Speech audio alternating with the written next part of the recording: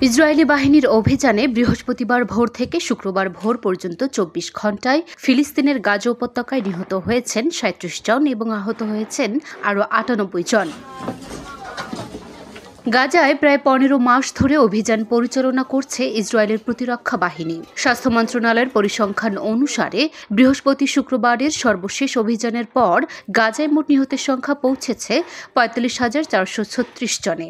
এছাড়া অভিযানে এ পর্যন্ত আহত হয়েছেন ১,০৮,০৩৮ জন ফিলিস্তিনি। ওয়ালটনের পণ্য কিনে জিতে নিতে পারেন নগদ ২০ লক্ষ টাকা। Double million offer! Walton fridge কিনে পেতে পারেন ২০ লক্ষ টাকা। রয়েছে কোটি কোটি টাকার নিশ্চিত উপহার।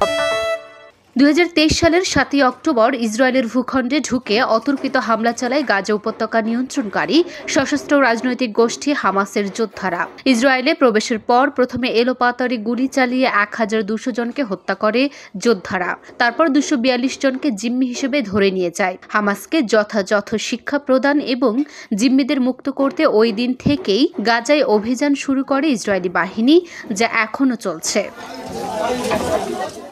জাতিসংঘ ও আন্তর্জাতিক সম্প্রদায়ের পক্ষ থেকে এ পর্যন্ত বেশ কয়েকবার গাজায় সামরিক অভিযান বন্ধের জন্য ইসরায়েলের প্রধানমন্ত্রী বেঞ্জামিন নেতানিয়াহুকে আহ্বান জানানো হয়েছে। ইতোমধ্যে জাতিসংঘের আদালত নামে পরিচিত ইন্টারন্যাশনাল কোর্ট অফ জাস্টিসে ইসরায়েলের বিরুদ্ধে গণহত্যার মামলাও দায়ের করা হয়েছে।